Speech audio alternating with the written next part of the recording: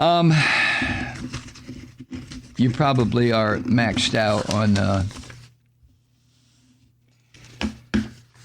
hearing analyses by all sorts of people over the last 18 hours about Joe Biden's State of the Union address last night. But I want to get into it just a bit. This was his first one, of course. And it was against this terrible backdrop of war in Europe. And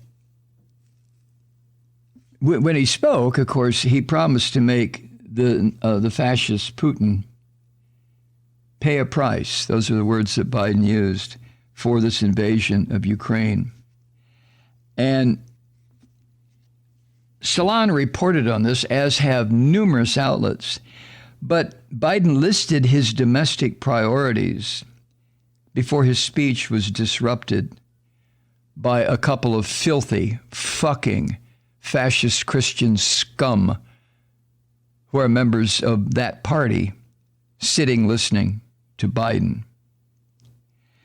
Biden used his State of the Union speech last night, and I'm glad he did, to reset his domestic agenda that has been fucked over by Joe Manchin. By the way, you're aware that Joe Manchin sat with the Republicans last night, right?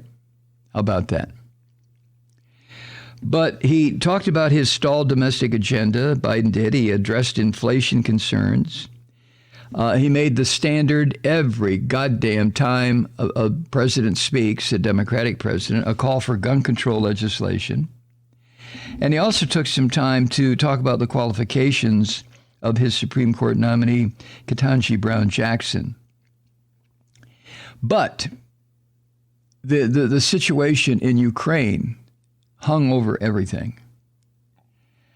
A lot of the lawmakers, including some of these scummy, filthy, goddamn fascist Christians, and they only do this to gin up support. They don't mean it, but they were wearing Ukrainian flag lapel pins and blue and yellow clothing in a show of bipartisan support.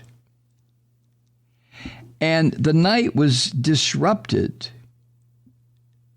as Biden was talking by these bitches, Lauren Boebert of Colorado and Marjorie Greene of Georgia, these heckling witches, these demonic fascist Christians. Boebert and Greene both interrupted Biden's speech when he was talking about border policy, and they tried to start a chant of build the wall, build the wall. Nobody paid any attention to them. Not even the rest of the fascist Christians or the few remaining Republicans. Nobody paid any attention to them. And later in the speech, when Biden was discussing his administration's efforts to help troops and veterans who have been affected by these toxic burn pits, and by the way, that was deeply discussed on Morning Joe this morning with Jon Stewart, who is the personality, television personality, the comedian Jon Stewart, who has been so active in trying to get and succeeding in get relief for the people who worked on the devastation of 9/11 in Lower Manhattan. Yes, 9/11, all those years ago. But anyway, Biden noted that health ailments like cancer, quote, put so many of our troops and veterans who have been affected by these toxic burn pits, quote, put them in a flag-draped coffin, end quote. And at that point, this Nazi bitch, this filthy, ignorant pig, Boebert, again heckled Biden, and she shouted out, "You put 13 in!" That was this filthy bitch's reference to the 13 members of the U.S. military who died during our withdrawal from Afghanistan when a terrorist suicide bomber attacked and killed 13 American service personnel and dozens upon dozens of Afghan civilians. And that was moments before Biden began discussing his son, Beau Biden, who served in Iraq as an Army officer and who died of cancer in 2015. And this filthy bitch, Boebert, when she interrupted like that, there was a chorus of boos directed at her. I don't know how many came from the fascist Christians or the handful of remaining Republicans, and I really don't care. Boebert and Green, what the fuck are they doing in the House of Representatives of the U.S. government? But I digress. Anyway, Biden started his speech with a warning to Putin and a message of support for Ukraine, which I don't know how effective that is. The people are in desperate need now.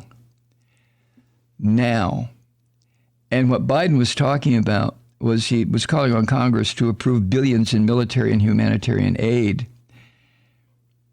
And you know how long that takes.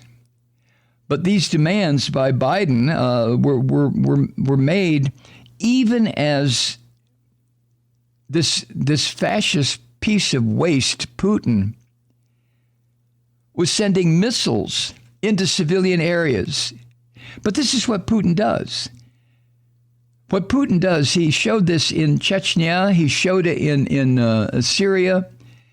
He is a murderous son of a bitch. He has absolutely no respect for human life at all, except his own. And he murders huge chunks of the population in order to instill this terror. This is what Hitler did. This is what fascists of any stripe do. This is what Mussolini did. This is what Franco did.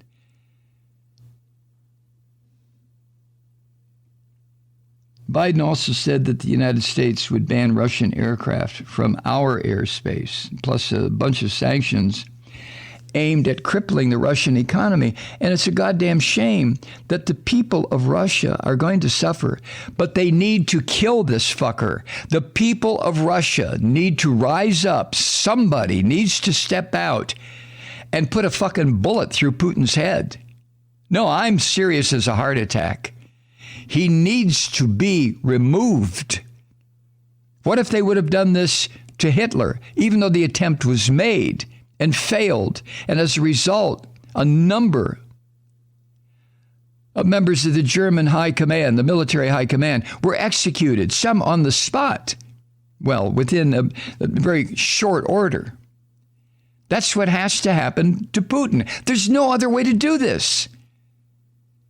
Economic sanctions, yes, keep it up. No-fly zones, yes, keep it up.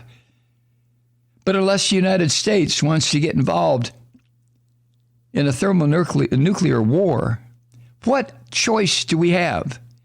We have got to rely on the Russian people to kill this fucking guy, to kill this cancer, to remove him, to shoot him, assassinate him, do something. Use the same method that he uses on other people. Poison the fucker. You've seen the videos where he's talking to his own military and civilian leadership, and the son of a bitch sits way at the end of a long table away from them because he knows. He knows. Hi, Truth Seekers. Mike Malloy here. As you know, we've switched formats and are now broadcast exclusively on the Progressive Voices Network. So that means you get fewer program interruptions, no corporate commercials, and lots of profanity. But our format change also means some of our radio listeners no longer hear the program.